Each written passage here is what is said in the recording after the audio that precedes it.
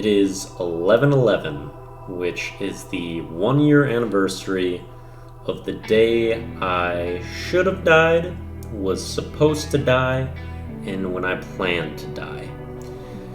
And I've talked about suicide before on this channel. That is the only day where I was really actively trying to carry it out. Obviously it did not happen, and we've moved on. And I'm not looking for this video to be like a pity party or just trying to focus on my struggles. I want it more to be about how I've managed some severe mental health issues, mostly depression and suicidal thoughts, over especially the last 6 years, and how I feel like I'm in a really good spot now after acting in mostly opposition of what my professional advice and guidance was for the first 5 years or so, and how I kind of went off and did my own thing, what I thought would work, and how it has helped me get better, although it was not something that worked immediately, and it's going to be different for every person. I'm not going to proclaim that what I did is going to work for everyone. I think that's one of the key things with mental health, is that it really needs to be customized, and it's not something that is going to be universal, any strategy. So I'm going to do my usual create a word thing like I do in every Wiplish lesson and daily do, but this will be a very unconventional Wiplish lesson. I'm sure it will end up being the longest one I've done, and I doubt that there will be one longer than it, because I'm just going to put out the entire kind of journey of the last 6 years, of course abbreviated a bit, but I want to give a good picture of some of the struggles I was going through, what the professional treatment was for that, what it did to me, and then what I decided to do instead, kind of going off of that experience to get to a pretty good spot for where I'm at considering the circumstances. But also with like severe mental health issues, I feel like that's not something you really cure mostly in my mind. It's really about management. It's not really something that's completely gone ever, in my opinion. And if you're watching on like TikTok or Twitter, it's possible that this entire video will not be up on that platform. The full thing will be on YouTube. I'll see what I do with those other ones. They're kind of time restricted. If this is something that you struggle with, mental health, suicide, I would recommend watching all of this. If you want to kind of get a look into what my experience with, see if there's anything that could help you, I'm going through it all. I'll be very open with everything. And it's something that I want to do because I want to be unafraid to just really put out who I am as a person. That's something I've been very steadfast in on this channel, and what I want to be as a person. And I feel like this battle with suicide and depression is something that's really been a part of me. It's been a lot of Wippy's thoughts for the last 6+ years. And I feel like it's important that it's out there, and I think there's not a ton of stuff out there for people that were genuinely at this level and then are willing to share all the issues that were going on, and I feel like I've had different resolutions than what probably works for most people. So I think it's worth sharing, and with something like this, even helping like one person can be really impactful when you're talking about people's lives entirely. So might as well. And none of this is too planned, but I did write down just some like little bullets that I think are important to cover in this journey. And where things really started to get super bad with my mental health, where I got extremely depressed, was in college. Things were kind of building up in high school as I had plenty of predecessors. I'm pretty obsessive about like my passions, and I kind of always seem to fall short with each of them, and that was kind of building up throughout high school. I didn't have as much social growth as I thought I would, and things were pretty underwhelming from that standpoint. And then I get into college, and I'm living alone in college because I'm a very independent person. I thought that's what I would want to do. I end up struggling to make new friends in college to start out. I also don't really have a lot of friends nearby me at that point, already at my school, and also living alone. So I'm super isolated at that point. And I had been doing YouTube for a little over a year at this point, starting my first year of college. It had been extremely great for me. It's something that I could really put all of my passion into. It's something I cared about a lot. And YouTube and content creation has always been something super important to me. It's like me trying to work towards something, trying to be my best, and it's always been a reflection of me in most ways. And the first year of that YouTube on KWhip8581, it went really well, and I had a lot of people that were believing in me at that time. I was only 17 when I started, and 18 through most of that time leading up to it. It was mostly niche gaming content on a game called Destiny, and that game had started to dwindle in popularity and was not as fun for me towards the end, but Destiny 2 was coming out right about when I started college, which I expected to be this big rejuvenation and point of happiness and excitement during the time. It was not. It was really bad and kind of turned YouTube into really a hard thing for me to commit to and enjoy, which was tough because also everything else was kind of going to shit at that time. Like I said, nothing developing socially. I hadn't had a girlfriend up to that point, and that was very struggling. I'm actually still at that point now that I'm even 24, and it was getting me pretty annoyed at not even 19 at that point. And there was a lot of factors that were making me super frustrated, upset with just about everything, and I was very nihilistic and getting extremely depressed at that point as well.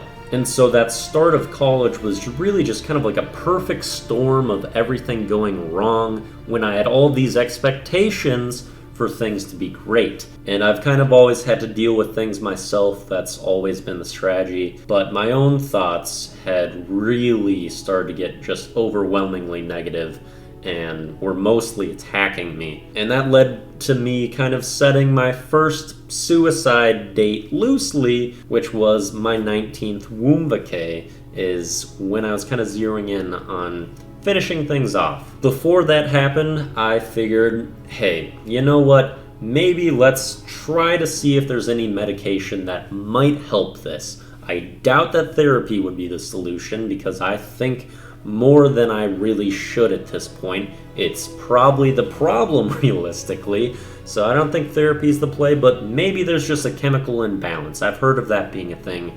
Let's see if some drugs will help me out. So I go to the University of Minnesota's mental health clinic. Usually you do these like introductory surveys before any time you meet with a psychiatrist, a psychologist, whatever. And my score was damn near max, which is extremely concerning. And so they were pretty on board with getting me some medication, but they also wanted therapy on top of it. I'm like, all right, we'll just do it, whatever. So I started attending therapy, and they also gave me just normal SSRI. I'm pretty sure it was Zoloft to start, because they were thinking, okay, this is at least major depressive disorder, maybe some other things going on too.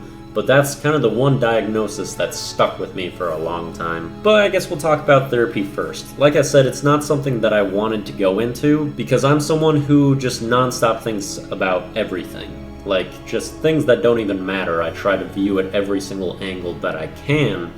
And this is something that I've done most of my life. A lot of the times it would happen when I try to sleep too. My mind would never shut off, and so it was just kind of constantly pumping through scenarios, just thinking of things. And that's probably why I'm such a dreamer and I'm always thinking of other things.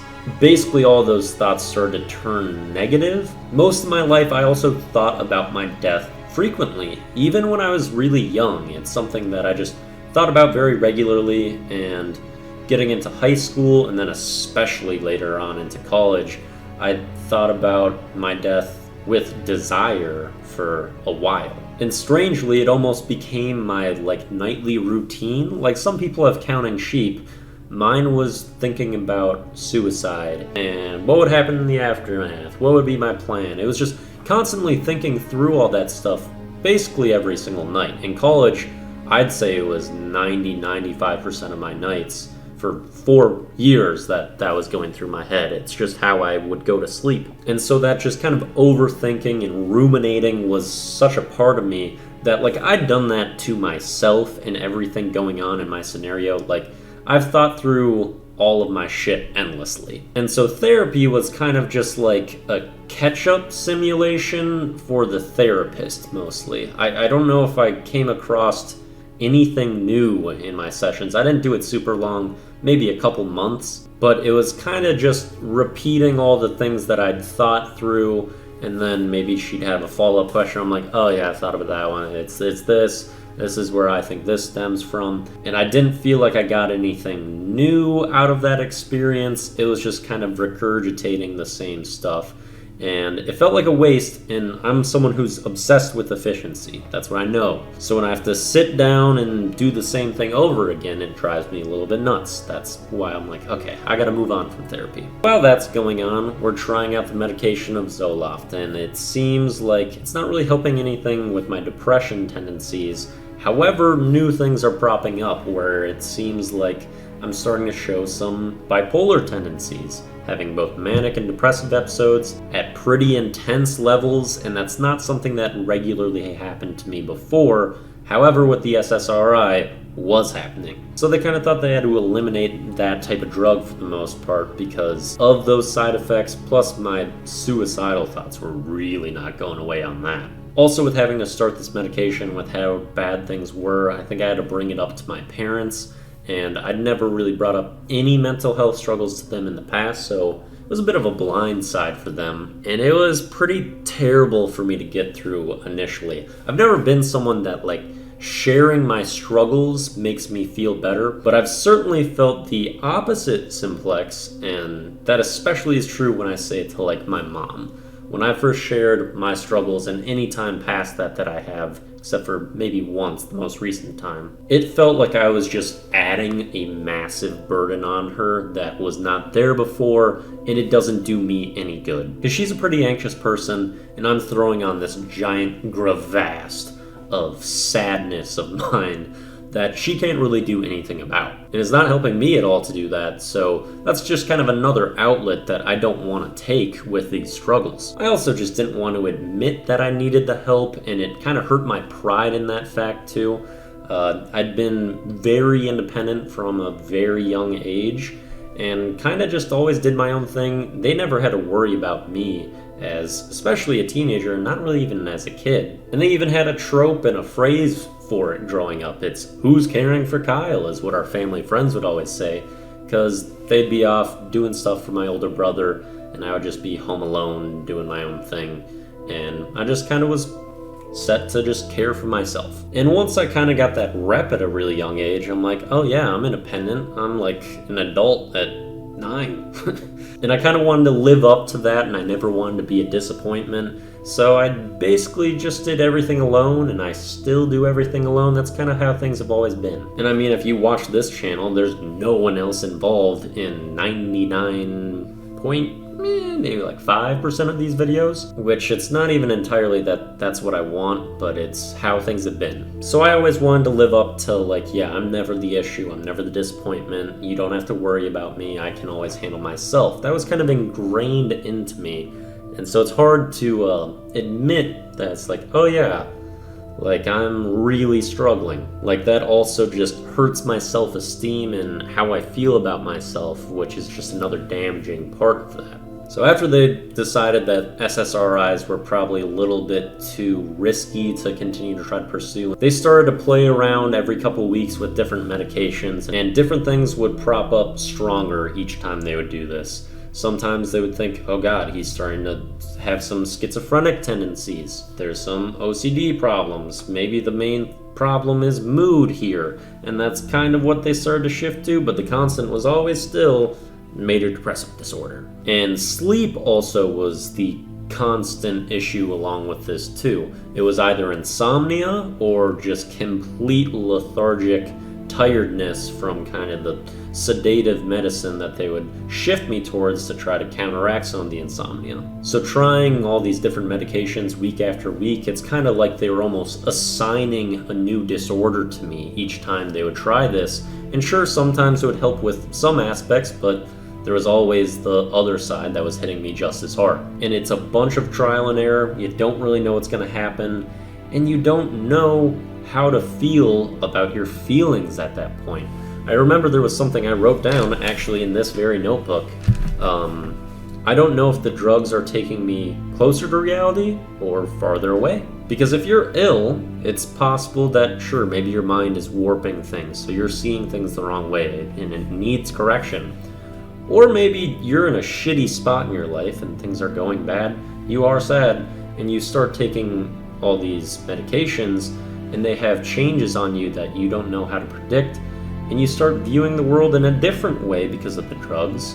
And maybe it's not how you should be viewing it. And eventually it was like so little was being improved and kind of discovered in a positive way at all with these medication changes that, I ended up getting moved to the head of the clinic for the U of M for psychiatry, that he could directly take on my case and have a little bit more experience to try to help with that. And then they started putting me through all of these different mental tests to try to help with diagnosis, none of which that really did anything. And I started to get to the point, I'm like, what the hell is any diagnosis going to inherently help me with anyway? Slapping a label on me is not going to help with any of these issues, because a lot of times they'll start to think something is a disorder, and that's when they'll assign you a new drug or something. And they're putting you into a category in a box that you don't fit perfectly, but they're like, this might help or do something. And a lot of the times that's not considering a lot of other elements about you. And I think that's where a lot of the damage with this medication can come from sometimes. And through all this experimentation of different medications, I really started to feel like I was losing who I was as a person. I remember there was a long portion of my freshman year of college where I didn't feel like a human anymore. I felt like my head was simply like a battlefield and a battleground for different sides to fight at each other. Just a swarm of opinions that are all trying to prove the other one wrong in my head. And none of them are me at that point. I don't know what my opinions are anymore. It's just this massive hive of chaos in my head, of every perspective and thought that I could think would be possible. And I didn't have thoughts anymore. I was just the collection of any thought that was possible. And they were all trying to fight and prove each other wrong, which was insane to try to get through. Actually, I wonder if I have... Ooh! I do have a nice little visual demonstration. This is kind of what was going on through my head a lot of the times, where I'm just trying to connect like a million different ideas. This is a pretty tamed down version, actually, because there's actually some identity in all of these connections I'm trying to make, but it was chaos. And it was so nuts, there was even points where I'd be like staring into the mirem and just like speaking to myself, but like both sides of a conversation, or not even both, it's more than one side. It's like 4 or 5 different sides, all kind of going at each other, and I just was not me anymore. It was just a bunch of different things all coming out at once. And I talked about these mental health surveys that you do before any like therapy session, psychiatrist exam, any of those things. I would never see improvement from anything that these professionals did.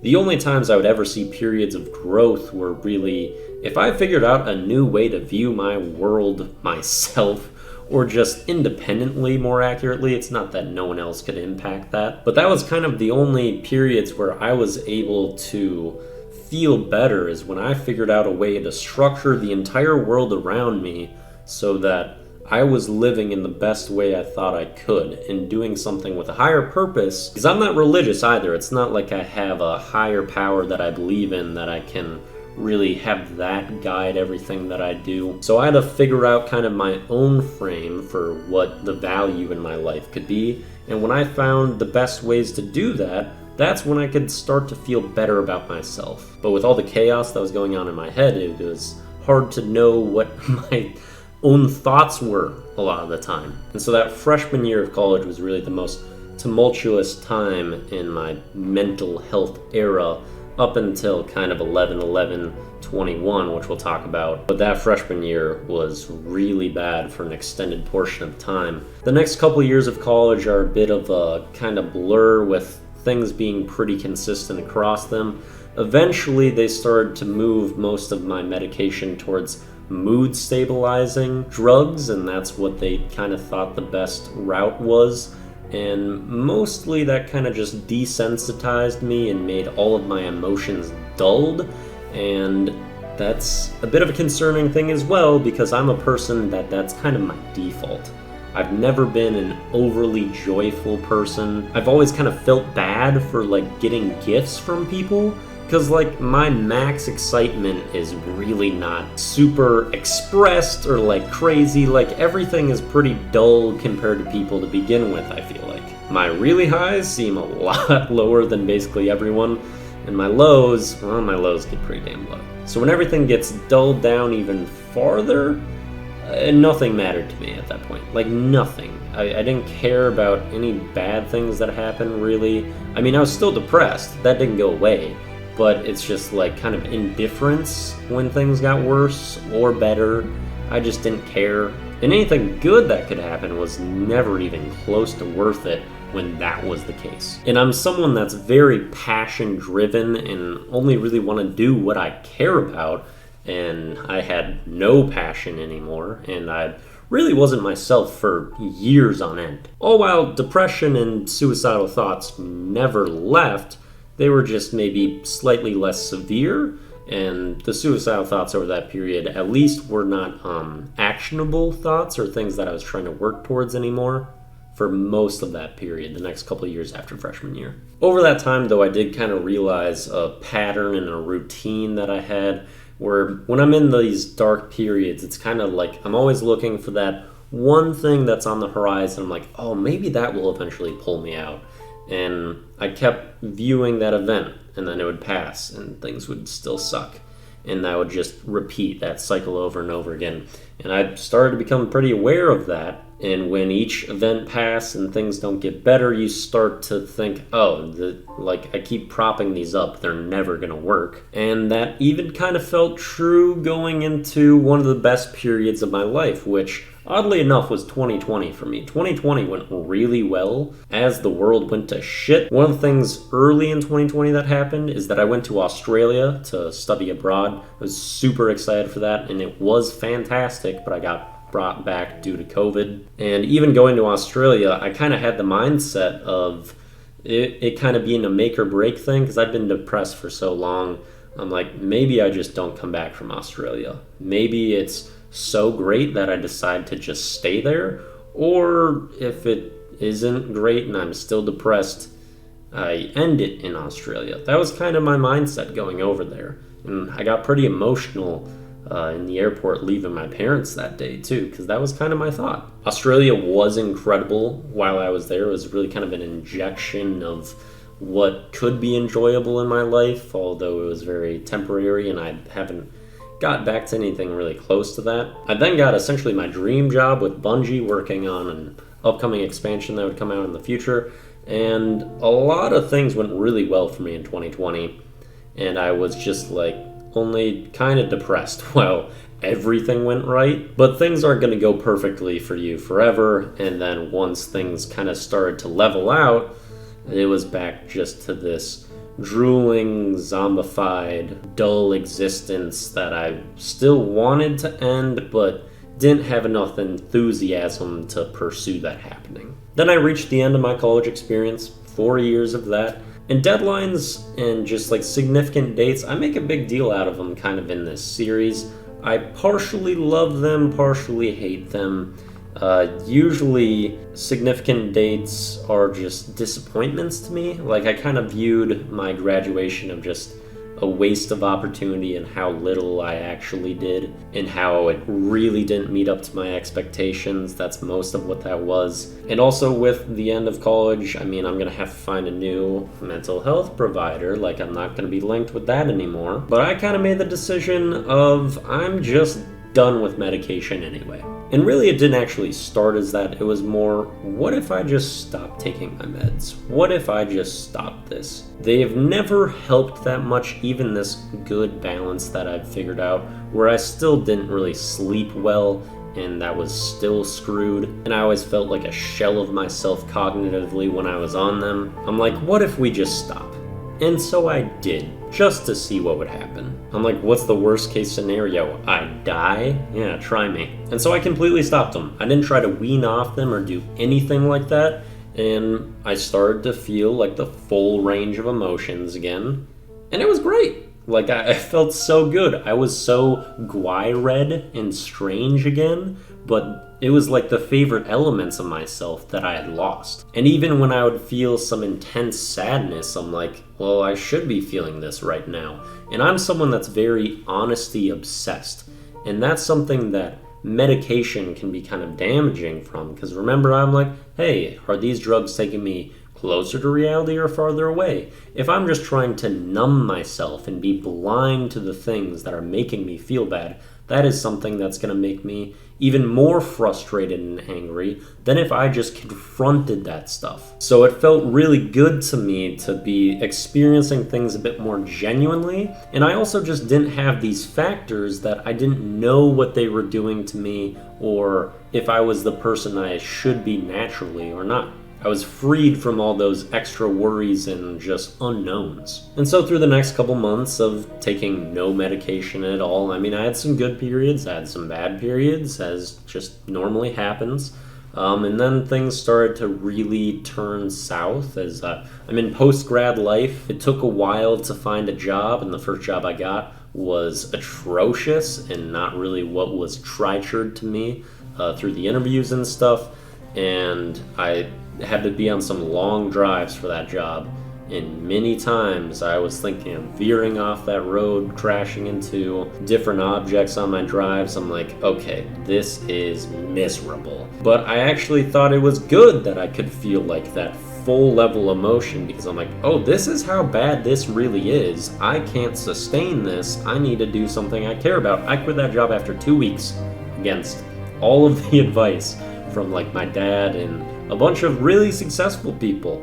And I am so glad that I quit that job after 2 weeks. It's absolutely what I needed to do. And then I got that next thing that I'm like, oh, this could be what turns me around. I've been trying for months on end to get back into the gaming industry.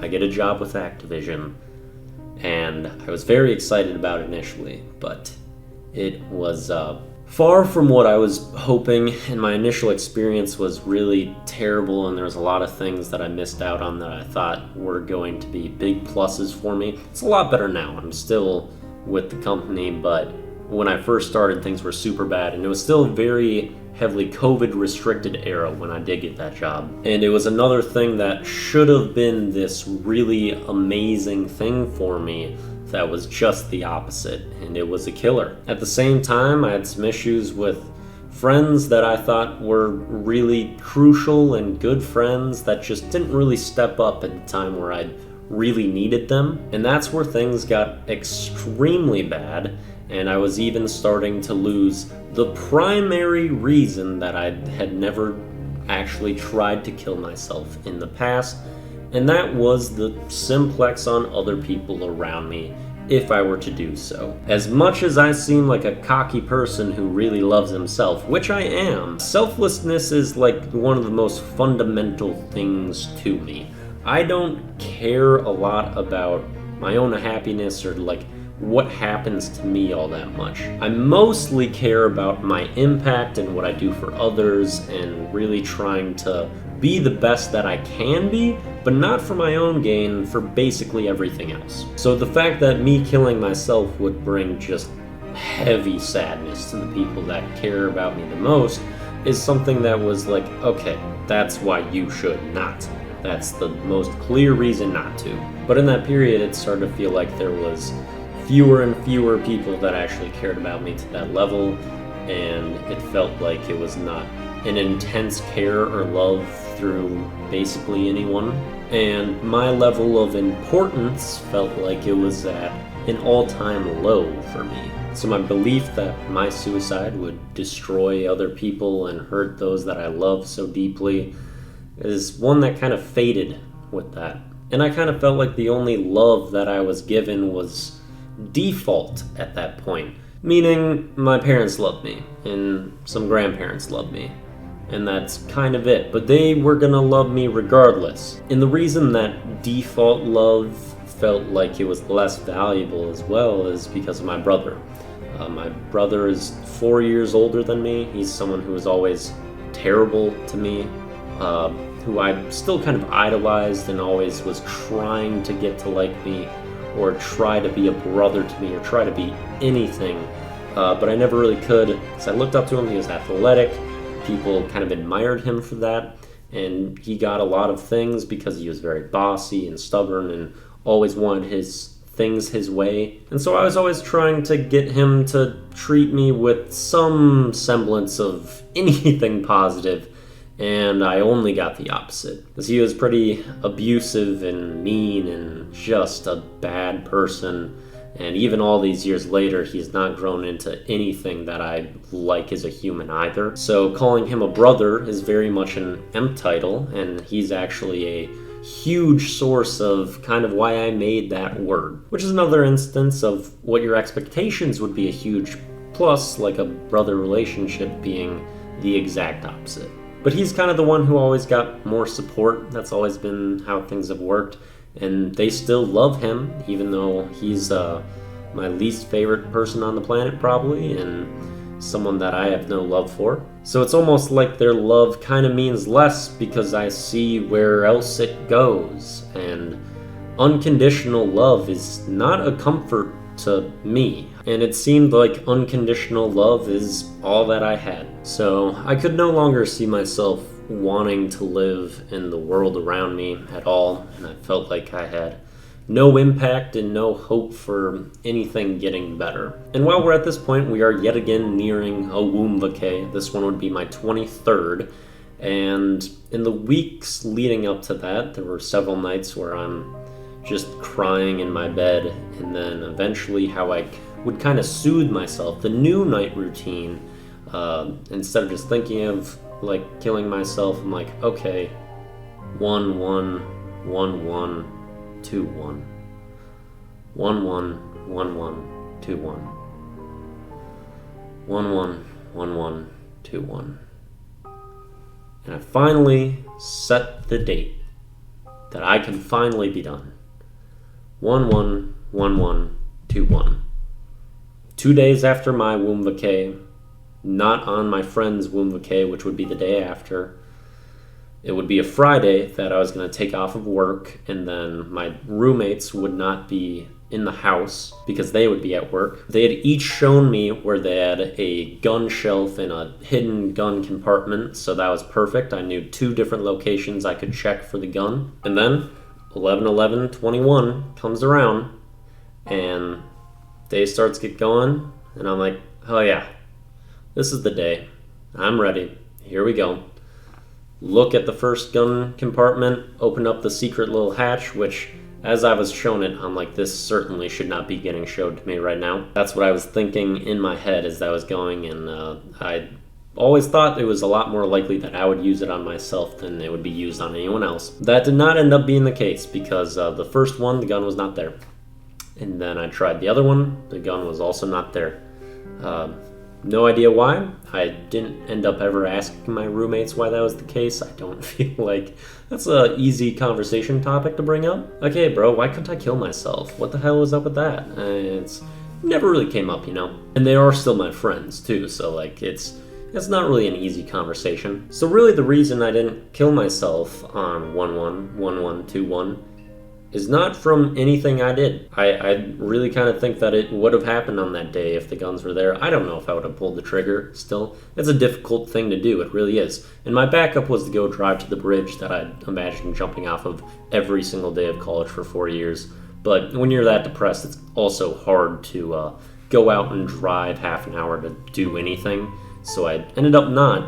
But where that got me was, okay, I don't feel like there's anything holding me back. I have no reasons to live at this point.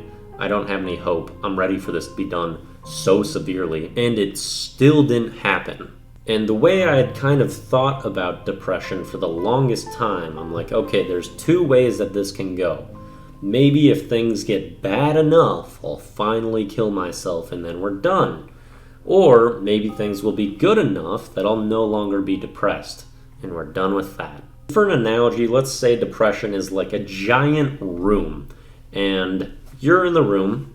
To your left, there's like things getting worse, and there's a door right next to you. but it's booby-trapped to all hell. That is going to be unbearably painful going that direction, but the door is really close to you.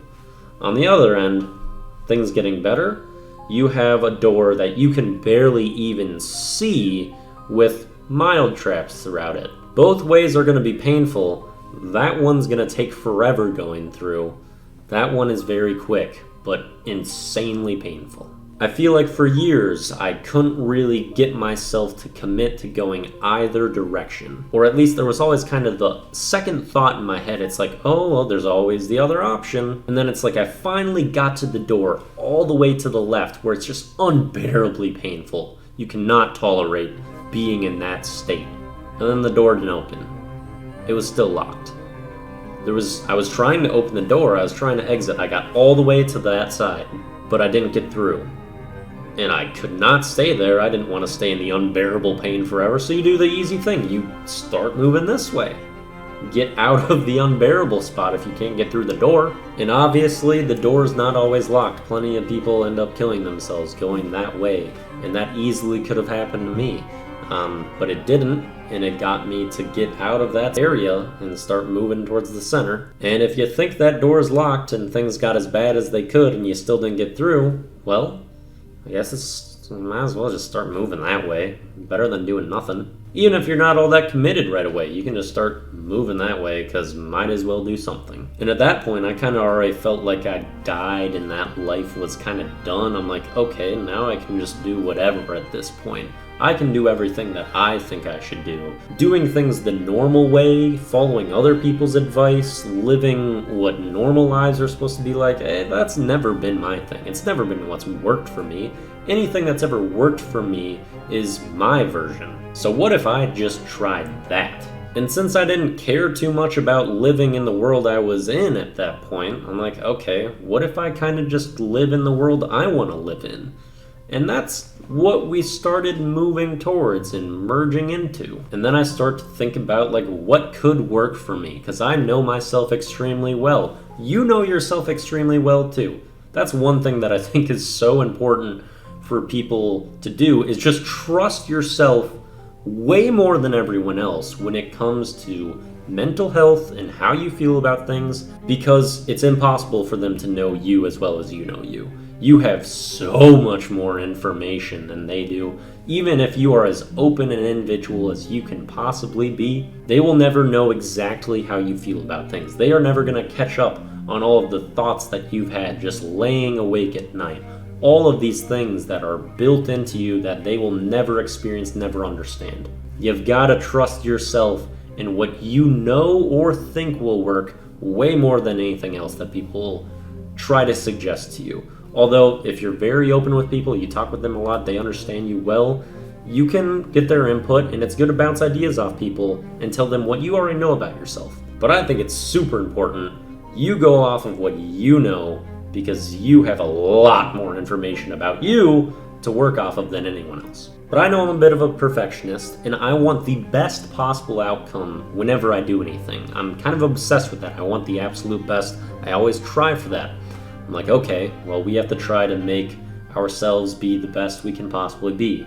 What is that for us? What can I do that is going to be able to utilize what I'm passionate about, what makes me special, what I care about, what my strengths are? Like, all right, well, being creative, making videos, going through things that I'm passionate about, whether that's gaming, sports, whatever, trying to be fun, trying to engage people, trying to bring joy to others, just being silly, not standing for bullshit and things sucking, trying to always be the best. Oh, and that Mountain Dew stuff is pretty damn good too, huh? So eventually I start kind of figuring out these ways where I can become the best version of myself and push myself to do things that are distinctly me. And it's kind of like stage one was forcing myself to do things that I want to do and that I like again.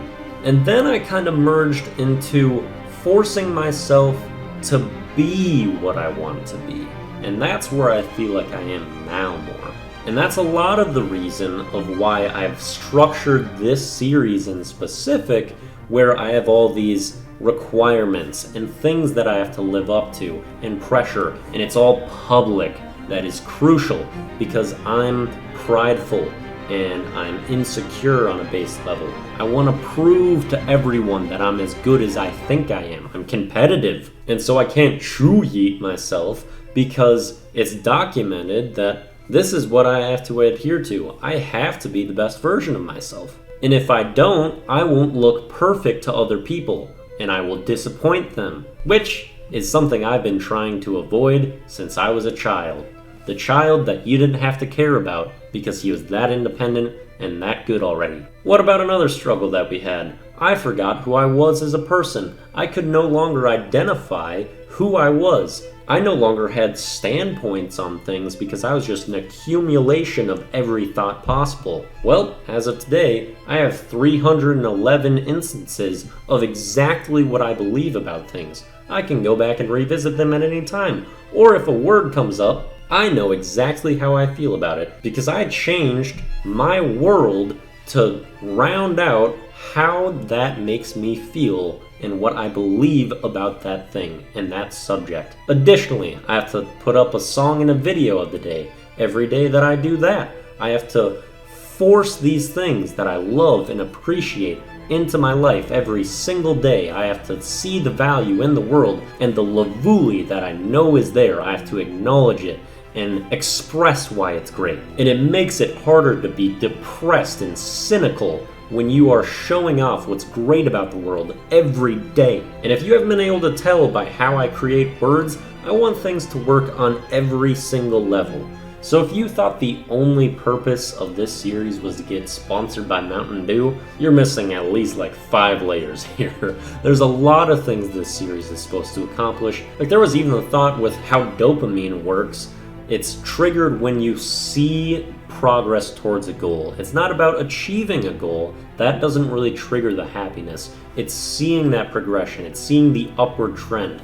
I'm like, okay, if I put the bar as high as basically possible, something that's almost impossible to achieve, but I can constantly work at it while doing other things that I enjoy, that's just going to make me happier this entire time as I grow. So I even built in physiological things that should help me along the way outside of all of my other theories. And all of this has the potential for connection with new people, new industries, new opportunities, and for people to support me as well. And that's something that I've only really experienced once in my life, just a bunch of belief coming to me. And that was the start of my first YouTube channel on KWIP that was so explosive immediately when I was 17 and things were super well. Everyone said I was gonna blow up. I didn't even know how to edit things well whatsoever. My videos were pretty flawed in a lot of ways in those days, but people still saw a lot of triture in me and they believed in me,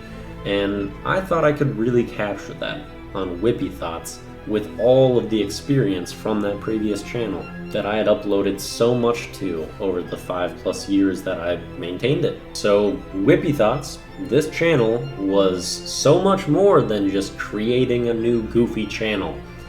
It was my second attempt at life. It was my attempt to stay alive, more accurately. And its creation was met with less support than I thought was really even possible. Like my worst case scenario, I thought when I started, it was way worse than that, and mostly support only faded from that point for about 8 months, I'd say. So this thing that was kind of built to save me and that really had all this potential and built-in stuff to help me become the best that I could be, it was really a daily reminder that things were not changing, that things were that bad still, that nobody cared. However, it still did help me in a lot of the things I was trying to do. I was still working towards the world that I wanted and that I wanted to live in. And you have far less regret if you're actively working towards the world that you want, even if it's unbelievably challenging to ever get to that place. That's what has been the hardest thing to deal with, because as a deeply creative person as well, symbolism can be super important and patterns are something that you pick up on. And sometimes you see patterns where there really isn't much of them. That's part of what helps you create. but it can also destroy you in a way too. Like, people not watching videos I create doesn't mean that they don't care if I'm alive, but that's the link that gets created when I match up all of these kind of life events along with things that happen on this channel. And it is also my main avenue where I can be what I believe and where I feel like I can get that out there to more than the people that I interact with every day, which is essentially like me and every now and then some other humans. I have very little interaction with other people with the nature of my work and living situation and all of that. And so even with everything going so poorly for so long, things are finally getting a little bit of an uptick in the last month or two.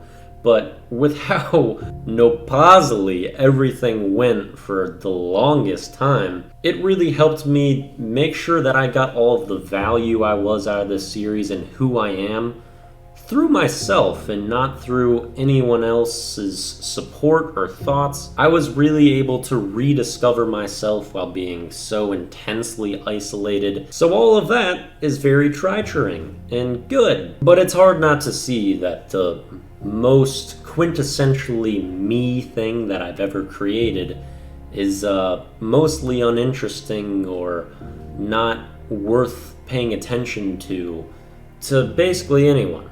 Like, it's one of the least successful things that I've ever made, this channel. I couldn't even really get friends or family or people that are supposed to care or be close to me to really give a shit about this channel for the most part. And so yeah, I went through a bunch of rediscovery that was really great for me, but there's so much lack of belief and interest and care and love throughout this period that it's hard to say that that was not discouraging. The suicide potential for those first months of this channel were still insanely high. I was planning on 8581 day to be that day. I was planning on the full year of doing this to be the day. That is not the day. That's not what this deadline is about. It's never been the thought since I started the deadline. Just to be clear on that, past 8581 day, those thoughts of suicide, they're not really like something that I desperately feel like I need anymore, that I'm craving. It's just kind of like a nice thought, like, oh, what if I died and this was all done? Oh, that's kind of nice. But it's not like I need it to happen anymore. And I haven't been depressed for about 5 or 6 months. It's now just that I don't have a ton of importance on what happens in my life. Like I said, I'm not someone that cares a lot about myself or my own enjoyment or what I accumulate for myself. It's kind of all about others for me. And I haven't really had any others that seem engaged in coming along with me or taking anything from me or accepting any of my help. It's mostly hells in those situations. So most of what I'm doing is really only for me, and I don't care about that. So until other people are involved and join the wagon, it's not all that redeeming for me. But I don't feel like I need to die anymore, so that's pretty good. And so after a full year, after when I should have died, when I wanted to die, I can't really say that I'm like super happy that I didn't die a year ago. It's really only like one thing that I feel good about in this year is just that I feel like I'm the best version of myself again. I feel like I was able to build myself back up to who I am and who I wanted to be, instead of just the defeated shell of myself that I was a year ago. Not much else has changed, and that's all I've really tried to do in this entire year. And I really just say that for everything outside of me, because a lot has changed with me. A lot has changed for the better with me. And I've got really good examples of that across the board. Even the shirt that I'm wearing for this was deliberate. This was a shirt I was thinking of giving away 6 or 7 months ago. It was long been one of my favorite shirts. I think it's a medium, and 6 or 7 months ago I thought I would never be able to wear this again in my life. I should just get rid of it. After 3 or 4 months, fits pretty damn well again. It can be amazing how rapidly things can change, and hopefully we get some more evidence of that being true. And I think what kind of keeps me comfortable with the idea of my death and kind of things being over and how I'm really kind of ready for things to be done still, although I have no plans of committing suicide or anything. It's really like I feel like I've kind of done everything that I could, and I plan on continuing to do so, but it seems somewhat out of my control at this point. And now I just have to have other people join and start to believe in me. And most of my life has just been trying to get people to care and trying to get people to believe in me that just won't for whatever reason. It's a very common thread, whether it's who's caring for Kyle, the abusive brother that I tried everything I could to have a relationship for 15 plus years, then eventually had to move on, whether it's any female of the human species, Mountain Dew, gaming companies that I want to hire me, people that watch my videos. Like, I don't know how long I can try to convince people that I have value. I think at this point I've done everything that I can. I've shown everything that I am, and I've been upfront with it, and I think it's a person that I really love. I am abagud to not see a little bit more, but I don't know if it's something that I can just forever keep reaching out for, because I love who I am. And I had a thing that I said in one of my Wiplosophy videos where it's like, ascension accrues a lot of thank yous or I told you so's. And I feel like it's gone on long enough that I won't have a lot of thank yous if things work out. And I would basically have to stick to I told you so's. And that's not really something that I'd get off on or like. So is success gonna do anything for me at this point? Not really. I don't know. So after however long I've been talking, it's gotta be super long. Now for our word creation. Things having to get worse before they can get better. And what I would like to deem this is reversal, which is kind of like a reversal of fortune. And of course, I have both 11 and 11 in there to mark the day and function as L's in this scenario. The sound from worse is also in there. Also, lever is in there, because you kind of got to switch things up like you're switching the lever.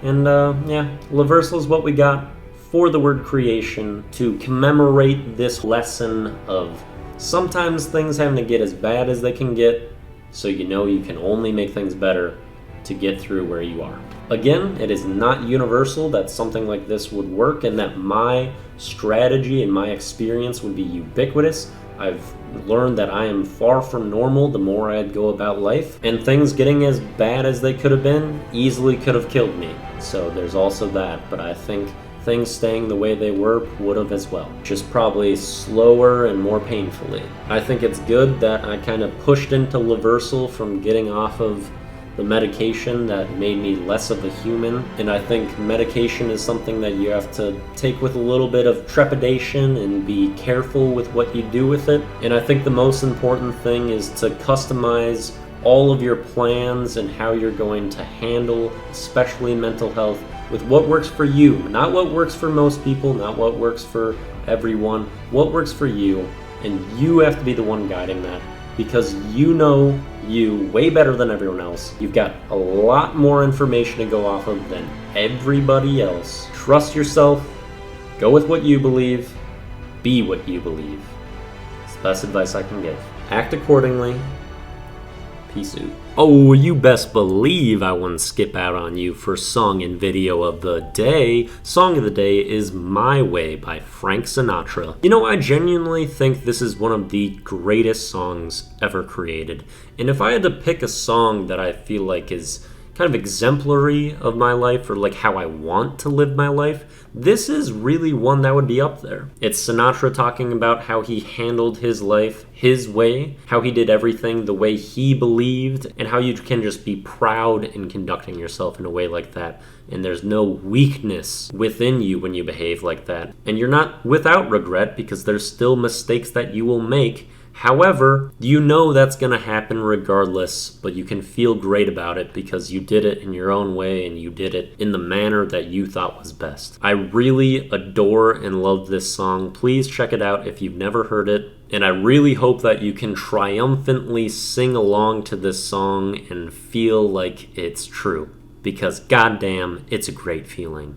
Then the video of the day is the office safety training demonstration where the famous quote of "Dwight, you ignorant slut" comes from. So Michael is like pretending that he's depressed and that he's gonna kill himself, and that's why he's on top of the office building, and he's trying to get people to come out and put on this show, and no one takes him seriously at all. It's just a hilarious clip. It's so well done. And "Dwight, you ignorant slut" is something that everyone loves to throw around. It is a great quote. And this one seemed fitting for today, of course, with the theme of the day being depression and suicide. Might as well bring this one up. That's what we have for this extremely long daily do. Peace out.